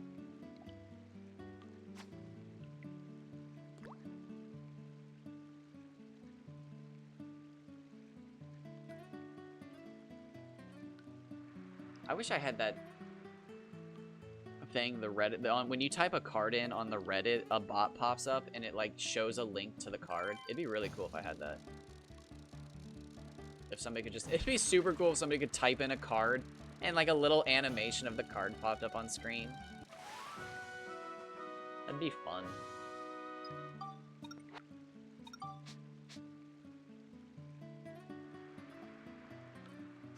I am not going to stream all day since it's the weekend, though. I'm hanging out at the house. I'm just streaming right now because I want to. I wanted to catch some fish. I had a really bad morning. When I woke up this morning, I caught, like, no fish. It was weird. I went, like, almost 3 days in Shigura Village without catching any, like, actual fish. So it feels good to catch that 130, 400. That feels good. Speaking of black and green infinite combos, my roommate had, this was like the only deck he actually owned like physical copies of. But it was like some quill spike something, and it was an infinite combo, but like you removed 1/1 counters from it, and then there was like another creature that put 1/1 counters on it, and like it fucking, oh my god, dude, he was the worst. He literally, I don't know what he Googled when he would look up deck lists, but like, he played an infinite black-green combo deck. He played the Ghostly Prison deck, which, again, ran multiple copies of Oblivion Ring, Swords to Plowshare, fucking, Pacifism, and just every version of those cards, man.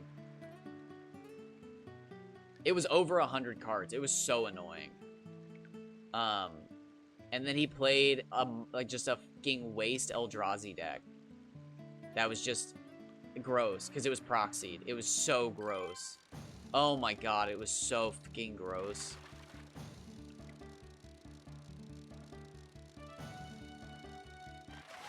God, it was just awful, man.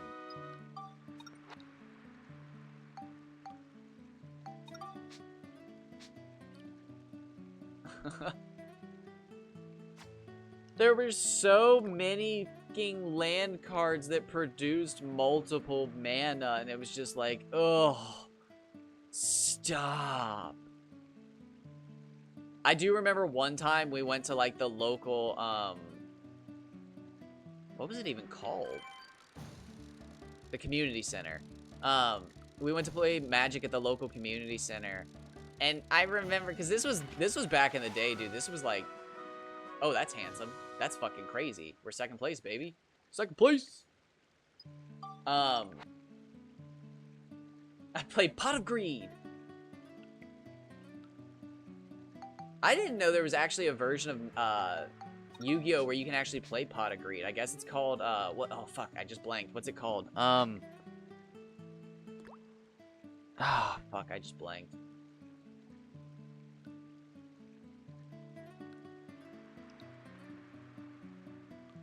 2-mana artifact creature. When it enters the battlefield, you name a color. And oh, I like that already. Sir, this is Magic the Gathering. Sir, this is a Wendy's. Oh, oh my gosh, this is a tangent. Sorry, give me a second. Oh shit, we just shot up to third. Hell yeah. Hell yeah.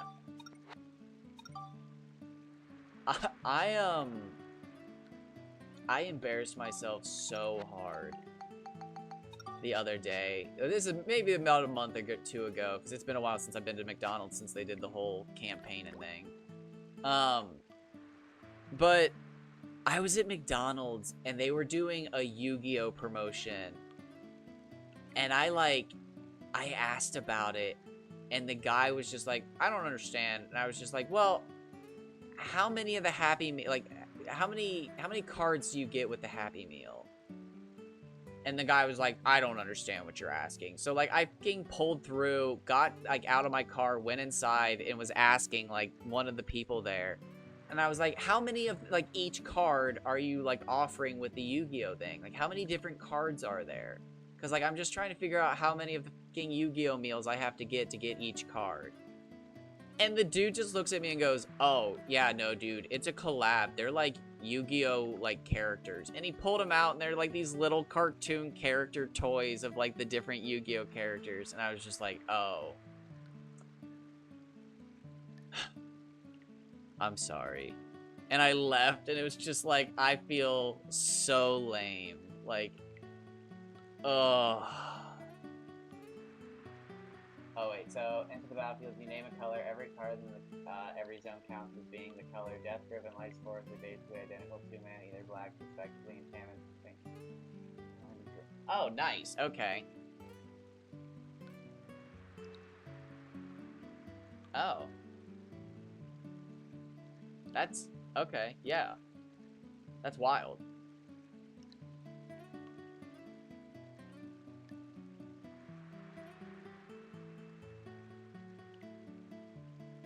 The guy who introduced me to Magic, I can't remember what the name of the combo is.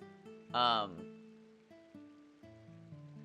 he played a black and white deck that healed him, and every time it healed him, you would take damage.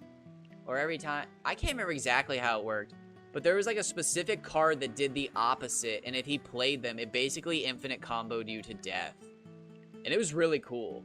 But, like, I distinctly remember him saying that, like, they'll probably never print another version of the deck that he had. And I remember that always being really cool. What? Holy shit, what? Scared the shit out of me, June. What? Oh, did they just leave?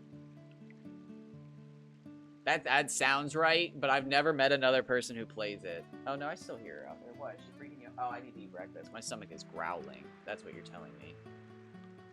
I swear, I think my cat can smell when, like, my blood sugar drops. I know animals are weird and they can smell shit like that, but my cat always harasses me when I'm, like, at my hungriest. And I think that's genuinely what she's smelling is my blood sugar or something dropping, and she's, like, warning me. But, like, it just drives me up the wall, because, like, I'm already hungry, so it's just like, please stop annoying me.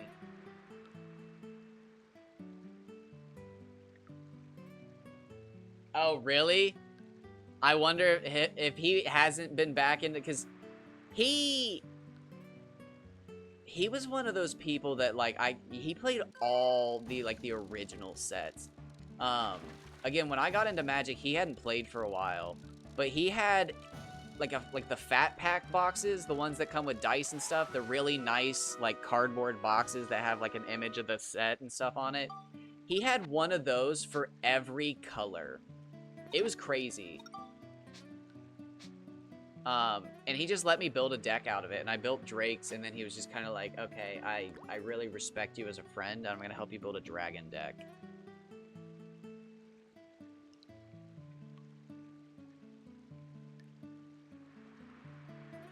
But that's, yeah, I remember that was the ability he played, and it was really cool.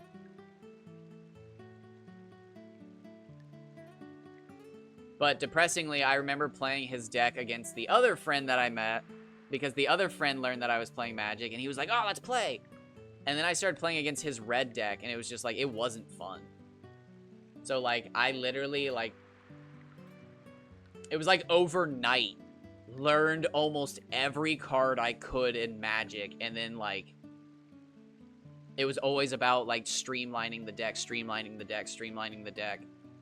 And then, depressingly, I remember going back and playing my friend at one point, who got me into it originally, and I just swamped him. Like, it wasn't even close. That's a funny name, actually. No, I play Devils. I play a deck I named Devils and Dragon, because all of my decks are, like, I don't want to say they're magical, like, handcrafted, like, in the fucking fires of Mount Doom. But I make all of my decks. Like, I pick the card out that I want to build around, and then I build, like, I pick cards that I like that match the theme. Like, I do not play good cards just because they're good. They gotta match the theme of the deck. Like, in my dinosaur deck, unless it states it's related to a dinosaur, it's not getting played. I do allow Birds of Paradise because they're birds. Yeah. It's gotta be, it's gotta be a gross deck. No netting. Leave in the fluff. But, like, this is honestly one of the hardest cuts that I've been making recently. But, like, my dinosaur deck is red, white, green, because it's a dinosaur deck. It's more than that now, because since I've been opening up the Jurassic Park cards, I've put it's actually every color now that I've put the Jurassic Park cards in, because Cresting Mosasaur, Grim Gigantosaurus, and the Dilophosaurus cards, those are the 3 dinosaur cards I have from the Jurassic Park set. They're black and blue, respectively, so I had to add black and blue to my red, white, green deck, so it's now 5 color, actually. But, like, I had Visor of the Menagerie in there, which lets you play creatures off the top of your deck, but the main thing was it lets you play mana of any color as any color. Or it lets you play mana as though it were any color. But it was a Naga, and I didn't know if I liked playing that in my Jurassic... like, that's how strict I am about what I play in certain decks. Although, I was thinking about playing Poison Dart Frog in my Jurassic Park deck, because it's like, dude, they used frog DNA in Jurassic Park, and they released the Poison Dart Frog in Caverns of Ixalan, so it's such a cute card, too. So, like, I was like, do I slot that in there? I don't even think it's good enough to slot in there, but it's like, ugh. I want to. But I have been thinking about going to some Commander Nights. I've been thinking about it.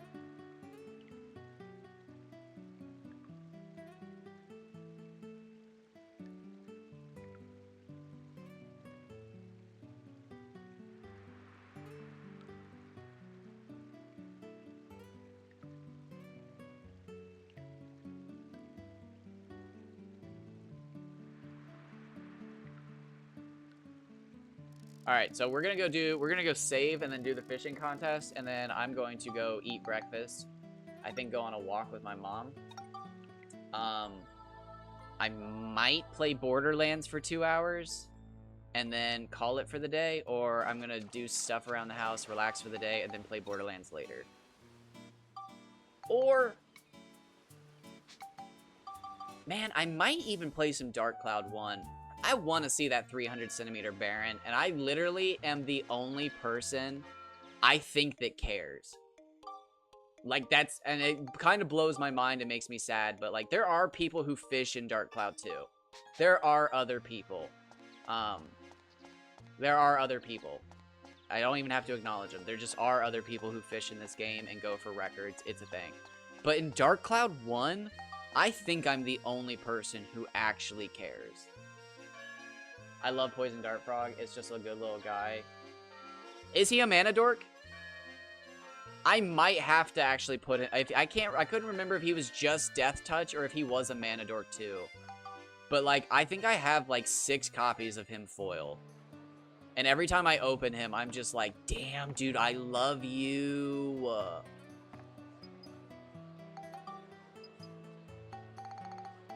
Alright, so we're gonna weigh these guys.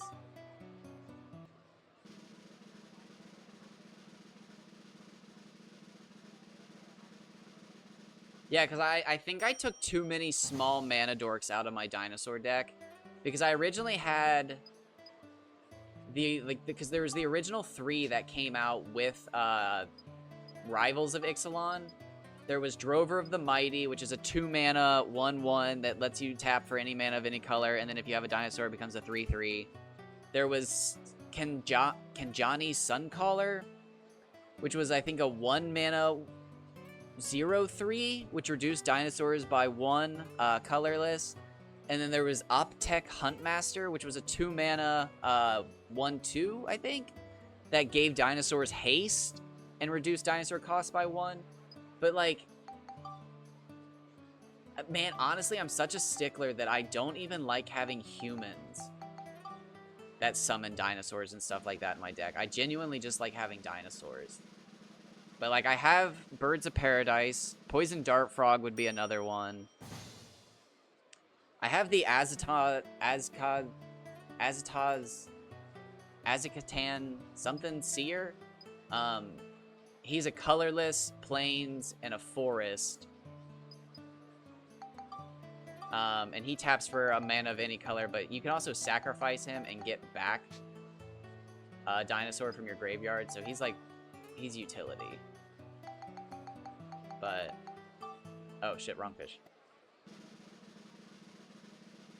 He's a 2-mana reach, any color, 1 mana. Okay, yeah, no, he might be worth it. I'm gonna end. Yeah, my stomach's grumbling. I can feel it. If I win this contest, I'm done. Just give me a second. Just give me a second, June. Come on, baby. I haven't lost one yet. I haven't lost one yet. No! Sheriff Blinkhorn. Oh, 5 escape powder. Wait. Wow, we did terrible that time. Okay, so that was the jump. That was a big jump. We won by like 4,000 points. Okay. Damn, so we need bigger fish. Bigger fish. But we're at the 1 hour, 53 minute mark, so I'm gonna call it here. Max, don't celebrate. That's okay. Whatever, dude. Look how tired Parn is. Jesus Christ, dude. He looks rough. So yeah, take care, everyone. I don't know if I'll be streaming tomorrow. And then this coming week's going to be kind of busy for me. But I really think I'm going to deep dive into Dark Cloud 2. Going to have an exciting Pokemon playthrough coming as well. Getting that started. So it's really just going to be Pokemon and Dark Cloud 2 from now on. I don't know when I'm going to get into Steveless, but we're going to have Night Tides in here at some point. And they're going to help me get through Steveless. We might do New Game Plus Steveless, but we'll see. But I'm gonna get into speedrunning this game, I think. If I enjoy Steveless enough, I might just even, you know, run the game. But yeah, it was nice hanging out with you guys. Nice talking. Didn't catch any records, but we still caught some fish. Failed the contest, so we'll have to figure that out. But yeah. I don't know when I'll actually do Dark Cloud 1 fishing, but that does every day bother me that nobody has pictures of a 300 centimeter fish. Has to just be the size of the pond, dude. Like, it's gonna be massive. But I'm rambling. Take care, everyone. I'm gonna go have breakfast, and I might see you later for some Borderlands. Maybe not. Not everybody enjoys Borderlands. Don't feel obligated. Don't ever feel obligated to click on a game that you see me playing that you don't understand or don't enjoy. I want you to be here, and I want you to feel like your information is useful, because it is. So don't feel obligated to be in a situation you don't want to be in. I want you to be here. I want you to feel like you want to be here. So take care, but sadly here is ending.